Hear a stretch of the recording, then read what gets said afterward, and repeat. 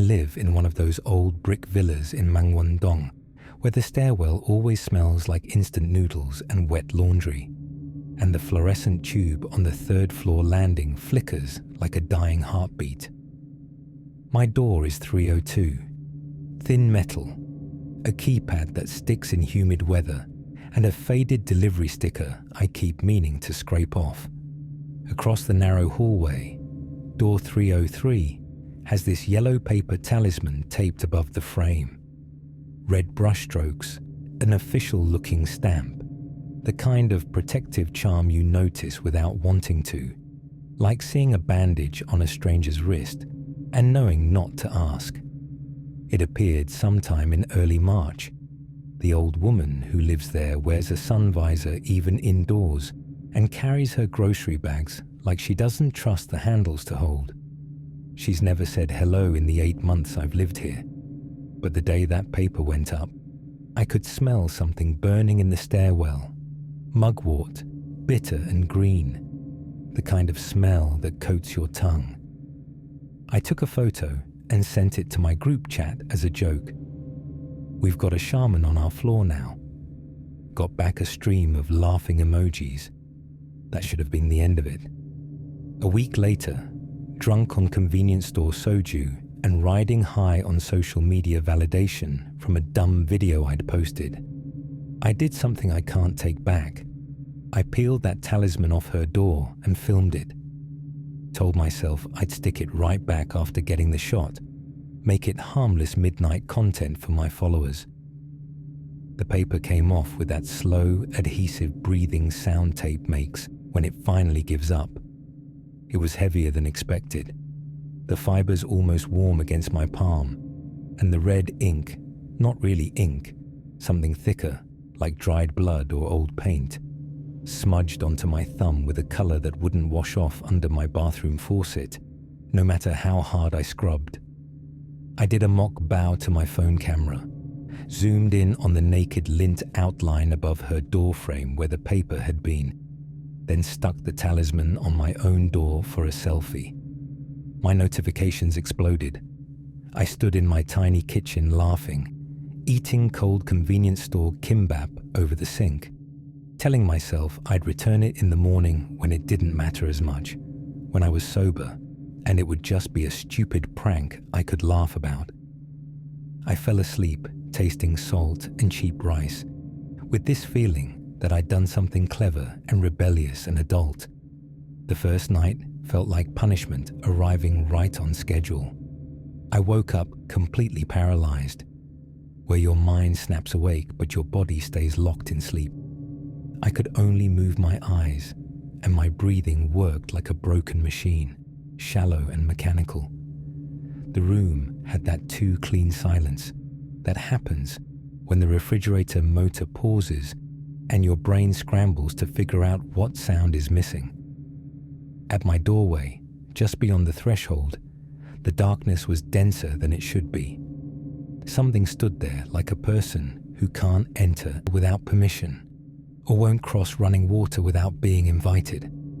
I didn't see a face. I saw the space where a face would destroy me if it revealed itself.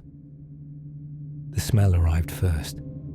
Mugwort smoke gone cold to ash, that sick sweet residue left after incense burns out, and underneath it the sharp metallic scent of red ink. My door's keypad clicked once on its own, a polite throat-clearing sound, and then something rode through the empty air like a brush moving across paper. One stroke pulled straight down, another crossing it horizontally. The sound didn't come through my ears. It resonated in that vulnerable hollow above my heart where childhood fears live. The pressure on my chest sharpened, not heavier, but more precise, like fingernails being dragged slowly through my sternum. Then, close enough that my teeth vibrated with it, a single word in a woman's exhausted voice. Put it back. I tried to say I would, that it was stupid, that I was sorry, but sleep paralysis keeps your mouth locked. The thing at my door never crossed the threshold. It didn't need to. It repeated the command once more, And the second time, it wasn't a request. Morning came with the cheap grey light of Seoul rain that never quite starts and never quite ends. There was a bruise on my chest shaped like two brushstrokes crossing, vertical, then horizontal, not finger marks or the round coin bruises you get from cupping therapy at the bathhouse, but lines, almost like calligraphy written directly onto my skin. The stolen talisman lay on the floor by my shoes, not where I'd stuck it, and the tape along its edge had curled up like an open mouth. I washed the red thumbprint with dish soap until my skin went slick and pale, but the stain stayed embedded in my fingerprint lines. I knocked on door 303 with the paper in my hand, ready to apologize awkwardly. No answer. I taped it back above her door anyway with fresh, clear tape from my desk drawer, too high, so it didn't match the original adhesive mark. A crooked attempt at restitution that only made me feel worse. That night, the second lesson arrived. The paralysis came like a punctual guest, right as my refrigerator exhaled its motor breath. The same smell braided through the air. The threshold darkened like a photograph burning. The calligraphy sound wrote itself along my ribs, slower this time, almost luxuriating in each stroke. And the voice said, "Put it back," with clear irritation, like speaking to a child pretending not to understand. I wanted to scream that I had, that I'd returned it. But the room isn't a courtroom, and whatever this thing was didn't care about my version of events. The pressure slid higher up my chest, insistently precise, and for a second I tasted wet copper in my mouth. When I fully woke, the talisman across the hall was gone. Not fallen, gone. By the fourth night, I couldn't focus at work. My eyes kept trying to close the way people shut drawers, gently, firmly wrong. I bought a printed tourist talisman from a shop in Insadong that smelled like dust and old women's perfume. Brought it home in a paper envelope stamped with "Good Fortune" in English, and taped it where the stolen one had been. The paper had an artificial shine, too smooth, the red lines too perfect like a computer font pretending to be handwriting. I set a slice of pear on her doormat and bowed twice, the hallway air pressing close like unwanted attention. That night, I slept facing the door with every light on and a food show playing on my TV that I couldn't follow. The paralysis arrived under the lights like someone who doesn't need to knock. The brushstroke sound came from inside the bones of my face. "Put it back," the voice said. Less tired now, almost amused. The entity's outline swelled in my doorway, thin where shoulders should be, too long where forearms shouldn't extend. And I finally saw a detail that made the water glass on my nightstand crack softly in sympathy. A small rectangle of damaged surface on the outer edge of its right palm, exactly where tape would pull and damage if you kept placing and removing paper over and over. The bruise that night wrote itself lower, a long diagonal stroke across my abdomen. I woke shaking and vomited sour alcohol and bile into my sink and watched the tourist talisman peel itself away from door 303 like dead skin. The days blurred together in a fog of exhaustion and dread. The neighbor never opened her door. No one had seen her that week. The building group chat briefly exploded with speculation, and then went silent when the landlady typed "handled privately" and disabled comments. I took the subway to a market in Gwangmyeong, where someone told me a real shaman kept a stall wedged between brassware vendors and dried fish sellers. She had eyes that made you feel counted and measured. I showed her photos of the bruise lines, how they layered over the days like a character being formed stroke by stroke. She didn't touch my phone. "That's not punishment," she said flatly. It's correction. You broke a protective circle meant for someone vulnerable. When you remove a gate, anything can come through. It's not about the paper. It's about the cut you made in the world. It will keep calling until the shape is made whole again. I told her I'd tried to fix it. She shook her head like I'd used the wrong tool on delicate machinery. You want to sleep? Then keep watch. Whole night, no closing your eyes. Burn mugwort. Bow twice for the door you violated, and once for the hand that wrote protection for it. And don't pretend you didn't enjoy the attention when you stole it. I bought the bundled mugwort she pointed at, and a real talisman she wrote, while deliberately not looking at me. The red ink pooling and drying like blood that had rehearsed this ritual 1,000 times before. I taped the new talisman to door 303 and tied the mugwort bundle to my doorknob and sat on my floor with my back against the refrigerator and my eyes forced wide open until they burned. I lasted until 3:17 in the morning. My head dropped once, bounced up, then fell again, and the paralysis pounced like a cat that had been waiting for exactly this moment of weakness. People always ask why you don't just sleep somewhere else. I did try. At a friend's apartment in Yeonam-dong with thick blackout curtains. On a co-worker's couch in Jamsil where the river air is supposed to cleanse bad energy. At a capsule hotel with white noise machines that think they can trick the darkness. The thing followed me like my own name. If I dozed on the bus, the pressure arrived between stops, precise as a train schedule. In conference rooms with my head on my folded arms, the brush sound wrote itself on the table surface, and when I lifted my face there were faint red lines scored into the wood grain. I stopped drinking. I stopped checking my phone. I took the video down, then put it back up with a long apology, then deleted that too, because it made me look even worse. The bruise on my chest formed a final character I didn't recognize. I stopped sleeping more than 20 minutes at a time. My hands shook when I held chopsticks. My manager asked if I was using drugs. I held out for 2 weeks like that, barely functional, before I broke. I went home. Not to my villa in Mangwon-dong, to my mother's apartment in Bucheon, where I grew up, where my childhood bedroom still has posters I should have taken down years ago. I showed up on a Saturday afternoon without calling first, and she knew immediately something was catastrophically wrong.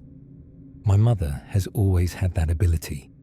She can read disaster on my face the way other people read text messages. She sat me down at the kitchen table, made me tea I didn't drink, and waited. My mother doesn't rush confessions. She just creates silence and lets guilt fill it. So I told her everything. The stolen talisman, the sleep paralysis, the bruises forming characters on my skin, the thing that visited me every night with brushstroke sounds and the smell of burnt mugwort, the voice that kept demanding I put back what I'd taken. I showed her the marks on my chest and stomach, the red stain still visible on my thumb. I told her about the shaman, the failed rituals, how it followed me everywhere, how I couldn't sleep, couldn't work, couldn't exist without this weight pressing down on me every time I closed my eyes. I expected her to be angry. My mother is strict, protective to the point of overbearing, the kind of woman who used to check my text messages and call my friends' parents and show up unannounced to make sure I was studying. Instead, she was quiet for a long time, just looking at the bruises, her hand resting on mine with a warmth I'd forgotten. Then she said something I didn't expect.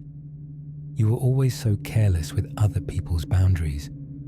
Even as a child, you'd take your sister's things and think it was funny. You'd push and push until something broke, then be surprised when there were consequences. It wasn't said cruelly, just factually. The way she'd point out that I'd forgotten to lock the door or left the stove on. But you're my son, so we'll fix this together. She made phone calls, not to shamans or spiritual shops, but to old women she'd known for decades, the kind of networks mothers maintain that you don't know exist until you need them. One of them knew the old woman from door 303, knew her story. She'd lost her son 2 years ago, a son about my age who'd worked himself to exhaustion in one of those corporate jobs that grinds you down to nothing. The talisman had been put up to protect his memory, to keep his spirit from wandering restlessly, to give him some peace in his grief. When I stole it, I didn't just take paper. I'd ripped open his wound, violated the one thing protecting him from drowning in loss every single night. My mother listened to this, thanked her friend, hung up, and looked at me with an expression I couldn't quite read. You need to apologize properly, not to the paper, to her, to what she lost. And you need to understand what you actually took. My mother came with me back to Mangwon-dong. She brought real offerings, fresh fruit, rice cakes from a good shop, incense, flowers. We went to door 303 together, and she knocked with an authority I could never manufacture. The old woman answered, and when she saw my mother standing there, something shifted in her face. They talked in that way older Korean women talk, a language of shared understanding and unspoken rules I'm still learning. My mother explained what I'd done, didn't minimize it, didn't make excuses, but spoke with a mother's knowledge of her child's flaws and her determination to correct them anyway. I bowed, a real bow, the kind that makes your back hurt, the kind that means something, and apologized with words my mother had helped me prepare. I told her I was sorry for disrespecting her protection, for treating her pain like content, for being careless with something sacred. The old woman looked at me for a long time with red-rimmed eyes, and then she accepted the offerings and nodded once. My mother had brought materials, proper paper, real cinnabar ink, the kind of tools you can't buy in tourist shops. She'd learned this from her own mother, traditions I'd ignored and dismissed as superstition. Together, she and the old woman created a new talisman, and this time I understood what I was watching. It wasn't magic. It was care, was intention, was the physical manifestation of protection drawn by hands that understood loss and love. They placed it above door 303, and then my mother drew a second one for my door, speaking words I'd never heard her say, prayers or promises or both. That night, back in my room at 302, I burned mugwort while my mother sat in my tiny kitchen, keeping watch the way she'd kept watch over me when I was sick as a child. The paralysis didn't come. The brushstroke, sounds were silent. The pressure that had lived in my chest for weeks finally, slowly, began to lift. My mother stayed with me for 3 days, sleeping on my floor in a way that had to hurt her back, making me proper meals, talking to me the way she hadn't since I was young, not lecturing, just present. She told me about her own mother, about traditions I'd thought were old-fashioned and irrelevant, about respect and boundaries and the weight of other people's grief.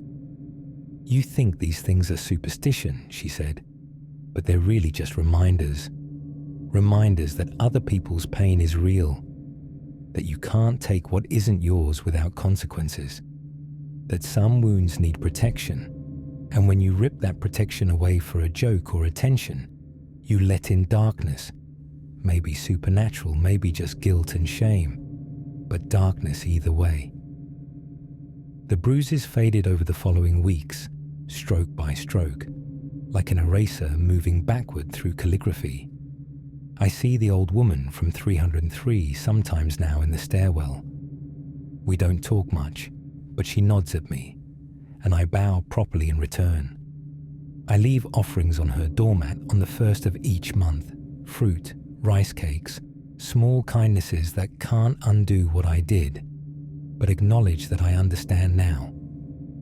The talisman my mother made still hangs above my door. I don't touch it, don't photograph it, don't joke about it. Some things aren't content. Some things are sacred simply because they matter to someone else. I sleep now. Not perfectly. Some nights I still wake with that old dread rising in my chest, the memory of pressure and brushstroke sounds. But I sleep. And when those nights come, I call my mother, even at 3 a.m., and she answers immediately like she's been waiting and talks to me until the fear passes. She never complains. She never says, "I told you so." She just loves me through it, the way she loved me through fevers and nightmares and every stupid mistake I made growing up.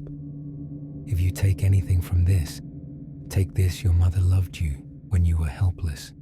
She stayed awake when you couldn't sleep, carried you when you couldn't walk, protected you when you didn't even know you needed protection, set rules and boundaries you probably resented. And maybe you're grown now. Maybe you think you don't need that anymore. Maybe you've moved away and forgotten to call and convince yourself you're independent. But that love doesn't expire. That protection doesn't disappear just because you stop noticing it. Call your mother. Thank her. Tell her you understand now, even just a little. Because someday you'll steal the wrong thing or break the wrong boundary or let in the wrong darkness. And you'll need someone who loves you enough to sit on your floor and keep watch until morning comes.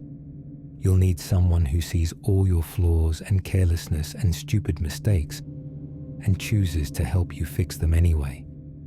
You'll need your mother.